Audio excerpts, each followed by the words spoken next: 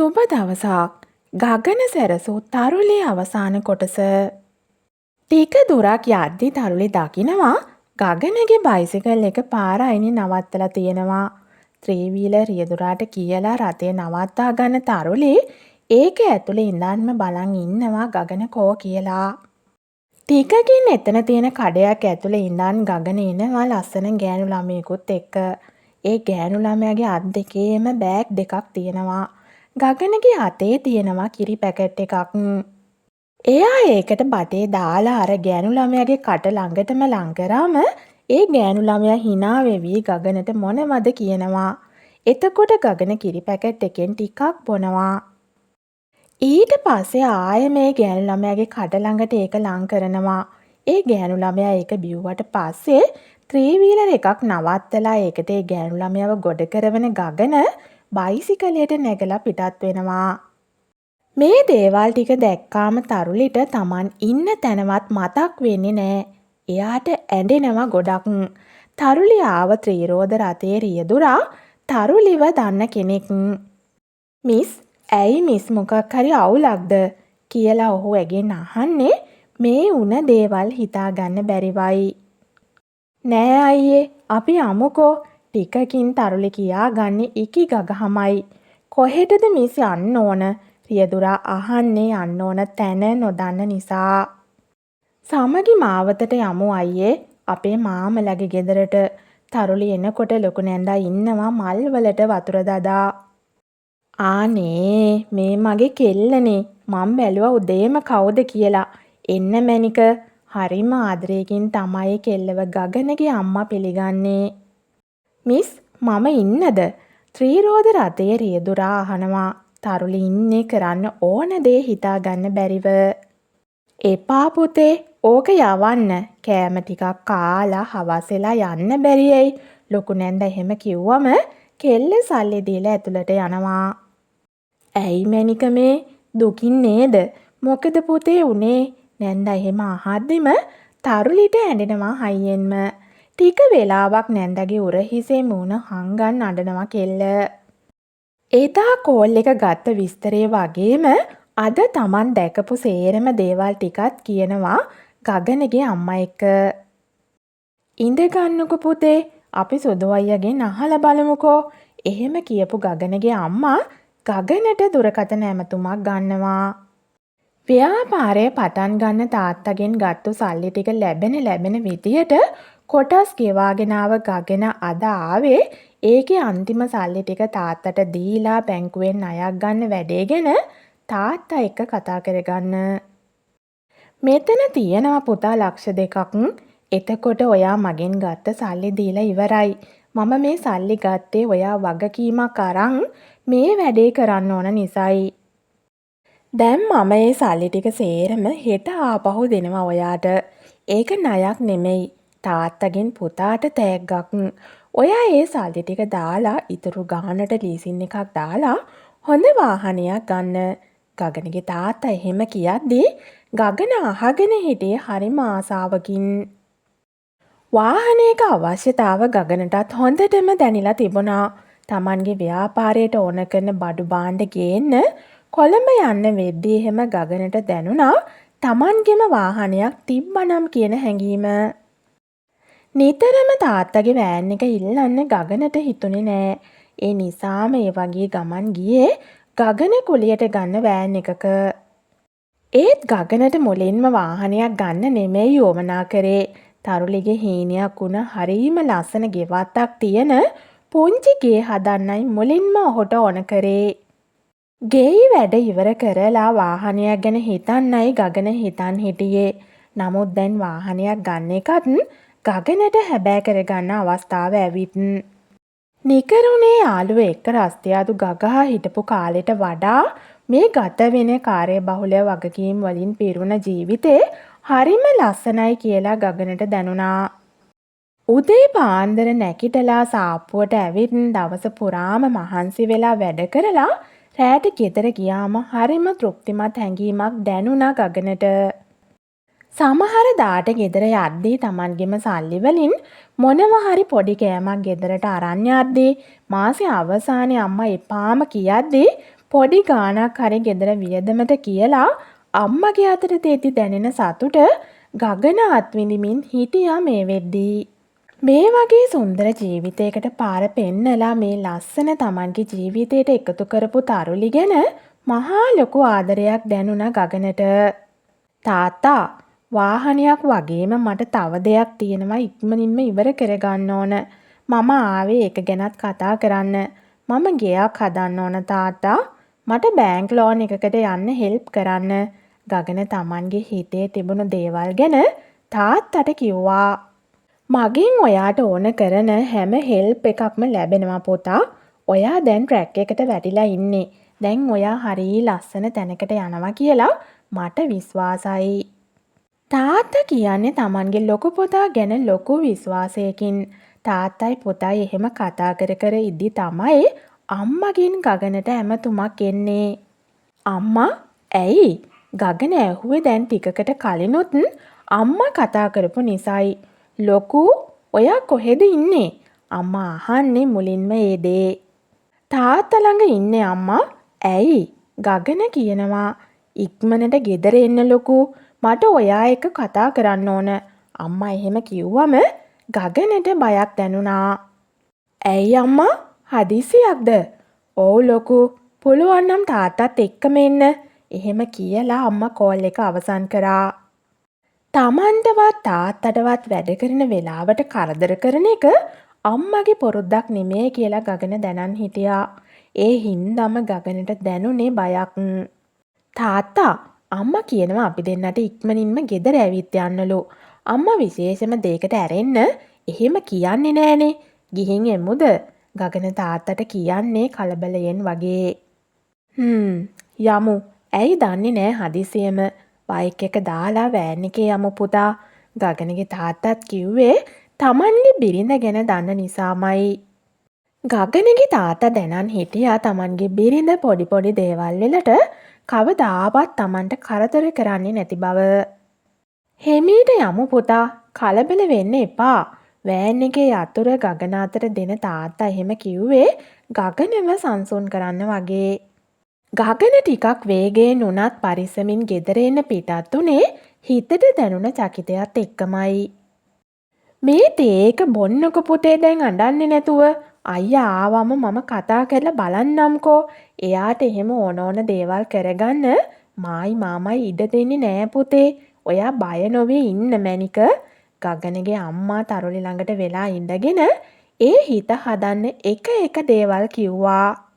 චූටික්කි ඇතුළට යන්න ඔයා. ගිහින් කාමරෙන් ඉන්න. වෑන් එක ගේට්ටුවෙන් ඇතුළට එනවා දකිද්දී ගගනගේ අම්මා කිව්වා.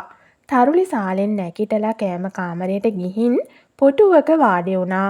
මෙතනට සාලේ ඉන්න අය නොපෙනුනත් කතා බහ හොඳට ඇහුණා. ඇයි අම්මා? ගගන ඇතුළට ආවේ එහෙම අහගෙනමයි.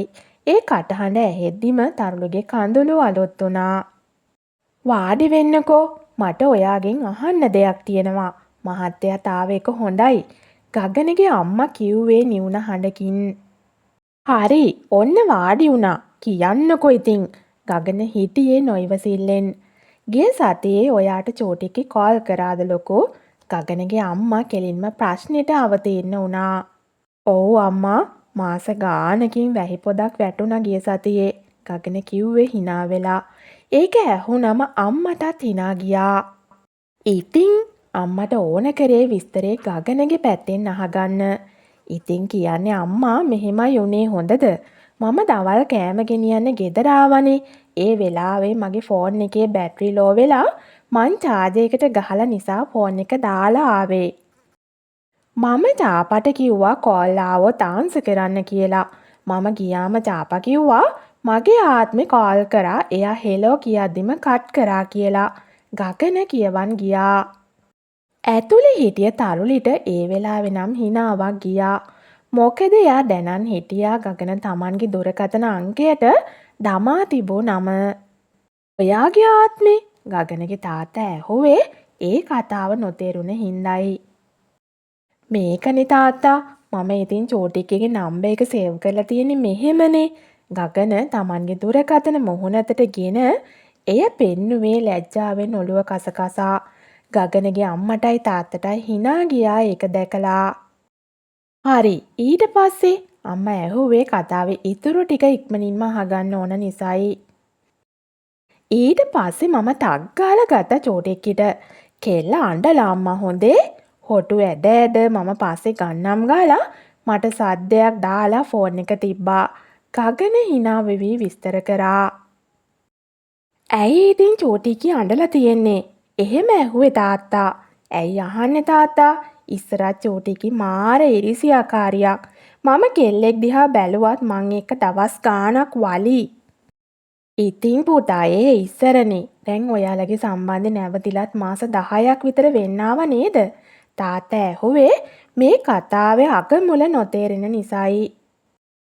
හරි මට දැන් කියන්නකෝ අද උදේ කිරි පෙව්වේ කාටද කියලා. ගගනගේ අම්මා කතාව ආයෙම Tamanට උවමනා තැනට ගත්තා. ඈ ගගනට දැනුනේ පුදුමයක්. අම්මා CID එකෙන් එවනවද මං පස්සෙන්? ගගන ඇහුවේ පුටුවෙන් නැගිටලා අම්මා ළඟට ගිහින්. ලොකු මං අහපු දෙයට උත්තර දෙන්න. අම්මා දැඩි හඬකින් කිව්වා. අපේ ෂොප් එක තියෙන පාරේ අද ඉස්කෝලේ ළමයි ශ්‍රමදානයක් දාලා ඩෙන්ගු මර්ධනය කරන්න. ඉතින් මං ඒකට බනි සරන් දෙන්න පොරොන්දු වුණා. මම චාපට කිව්වා උදේම ෂොප් එකට නොයා DM බේකර්ස් එක ළඟට එන්න කියලා. ඒකි ආවා එතනට. මම එතනින්ම උදේට කෑවා. චාපට ගැස්ට්‍රයිටිස් නිසා කිරි පැකට් එකක් බොන්නම් කිව්වා. කෙල්ලගේ අත් දෙකේම බනිස් දාපු උර තිබ්බ හින්දා මම කිරි පැකට් එක ඇල්ලුවා ඒකිගේ කට ළඟට. උන් මගේ නංගිලා වගේ මං බලාගන්න කෙල්ලෝ අම්මා. මට පොදුම හිතවත්කමකින් වැඩ කරන්නේ උන් තුන්දෙනා. ගගන විස්තර කරා. අම්මත් දැනන් හිටියා ගගන සාප්පුවේ හිටිය ගෑල් ළමයි තුන්දෙනා ගැන ගොඩක් ලෙන්ගතුව හොයලා බලපු බව. ඒකද උනේ. එතකොට වෙන ගෑල් ළමයෙක් එක්ක සම්බන්ධයක් එහෙම නැද්ද පුතා? ගගනගේ අම්මා එහෙම අහද්දී කෑම කාමරේ පොටුවක ඉඳගෙන හිටපු තරුලගේ පපුව ගැහෙන්න ගත්තා. දෙයියනේ එයා මොකක් කියයිද? තරුලි එහෙම හිතෙද්දී හොඳට අවධානයෙන් අහන් හිටියා ගගන කියන උත්තරේ මොකක්ද කියලා.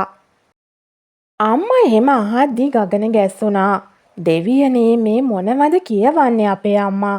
මම මේ මගේ ටාගට්ස් ටික කම්ප්ලීට් වෙනකන් බලන් ඉන්නවා. චෝටික්කි ළඟට ගිහින් සමාව ගන්න.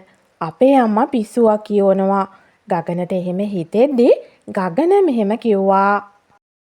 මොනවද අම්මා මේ අහන පිස්සු කතා? මං කොච්චර කොල්ලෝ එක්ක රස්තියාදු ගැහුවත් අරක්කු සිගරට් බිව්වත් මම වෙන කෙල්ලෙක්ට විහිළුවක්වත් කරලා නෑ අම්මා කවදාවත්. මං එක්ක චූටික්කි තරහ වුණා තමයි. ඒත් අදටත් මම තරුවට ආදරෙයි. මම ඉක්මනට ගේ කෑල්ලක් හදන්න අත්තිවාරම් දාලා ගිහින් මගේ කෙල්ලගෙන් සමාව ඉල්ලනවා. මට විශ්වාසයි අම්මා ඒකි මට සමාව දෙයි. ගගන කියවන් යද්දි කඳුළු වැටුනේ තරුලිගේ ඇස් දෙකෙන්. ඒ කියන්නේ මං හිතපු හැම දෙයක්ම වැරදි. මම එහෙම දෙයක් දැකපු පළියට කලබල වුණ එක වැරදි. තරුලිට එහෙම හිතුණා. චෝටික්කි මේ වෙද්දි වෙන කොල්ලෙක් හොයා නැති පුතේ. ඇහැට කනට පේන කෙල්ලනේ. තාත්තා කිව්වේ දුකින් වගේ. තරුලිට ගොඩාක් ආදරය කරා ගගනගේ තාත්තා. තමන්ගේ පවුලේ ලොකු ලේලි වෙලා තරුලි එනවට ගොඩාක් ආසාවෙන් ඔහු හිටියේ. ඒත් ඒක බිඳ වැටුනම දුකක් දැනුණා ගගනගේ තාත්තට.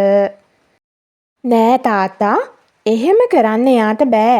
තරහට බැන්නට තරහට මාව එපා කිව්වට එයා මට ආදරෙයි. මං දන්නවා ඒක. ගගන කිව්වේ හොඳටම විශ්වාසයක් හිතේ ඇතිව.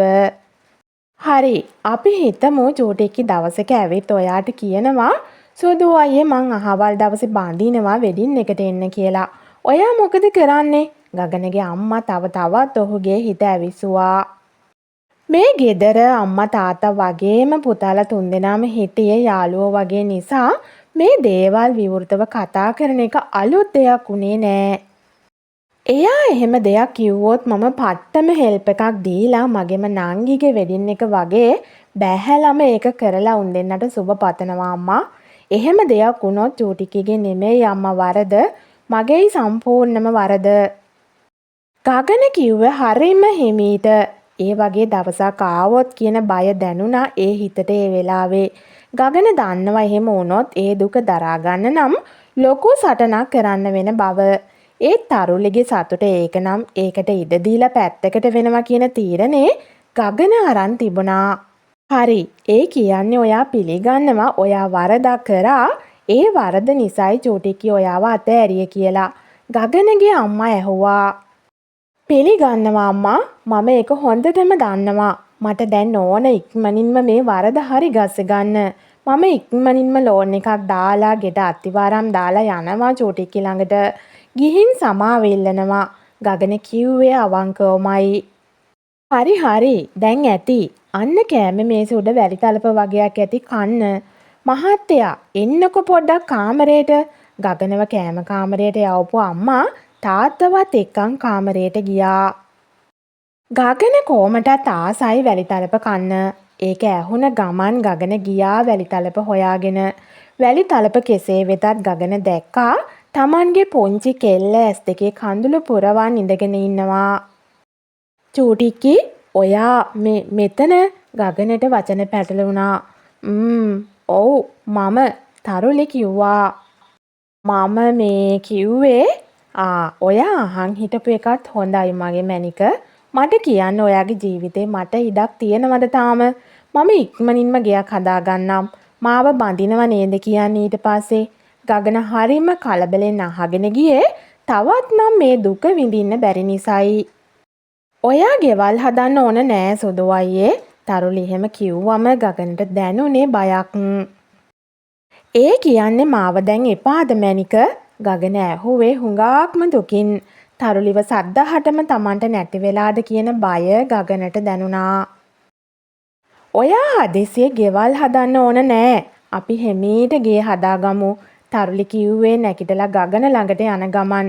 ගගනට දැනුනේ පොදුමයක්. ඒ වගේම සතුටක්. ඒ කියන්නේ ඔයා මට සමාව දීලා මට ආයේ ඔයාගේ ජීවිතේ ඉඩක් දෙනවද මැනික? ගගන ඇහුවා නැවතත්. ඉඩක් දෙන්න දෙයක් නෑ සුදු අයියේ. මම එහෙම ඔයාව එපා කිව්වේ මේ විදියට ඔයාගේ ජීවිතේ හදන්න ඕන නිසායි. මම ඔයාගේ ළඟින් ඉඳන් කොච්චර ඔයාට කිව්වත් ඔයා හැදෙන්නේ නෑ කියලා මට තේරුණා. ඒකයි මමයි ලොකු නැන්දයි කතා වෙලා මෙහෙම කරේ. තරුලි ලොකු කතාවක් කෙටියෙන් කිව්වා. ගගනට එතකොට මේ සේරම තේරුම් ගියා. මොකක්? ඒ කියන්නේ ඔයයි අම්මයි දෙන්නම එකතු වෙලාද මෙහෙම කරේ? ගගන ඇහුවේ දඟකාරකමකින්. ඔව්. එහෙම නොකරනම් අදටත් ඔයා යාළුවෝ එක රස්තියාදු ගහනවා. තරුලි කිව්වේ තරවටු හඬකින්. මගේ මැනික මට ආදරෙයිද තාම? ගගන අහද්දී තරුලි ලස්සනට hina වුණා. ඉස්සරට වඩා ලස්සනට එළිය වැටිලා සැරසිලා තියෙන මගේ කොල්ලගේ ජීවිතේට මම දැන් මහා ගොඩක් ආදරෙයි. තරුලි එහෙම කිව්වම ගගන කරේ තරුලිගේ නරලට හාදුවක් තියපු එක. ඒ කරලා ඒ ඇස්වලට එබුණා ගගන. එතකොට ගගන සැරසූ තරුලි ඔයා නේද මගේ මැනික කියලා කිව්ව ගගන නැවත වතාවක් තරුලිගේ නළලට Tamanගේ දෙතොල් තියලා තද කරන්නේ ලොකු සතුටකින්. තරුලි එහෙමම ගගනගේ බෙල්ලාසේ මූණ හංගගෙන hina වුණා. ඉතින් කොටස් ගණනාවක් පුරාවට ඔබ වෙත ගෙනා ගගන සැරසූ තරුලි කතාව මෙතකින් නිමා වෙනවා.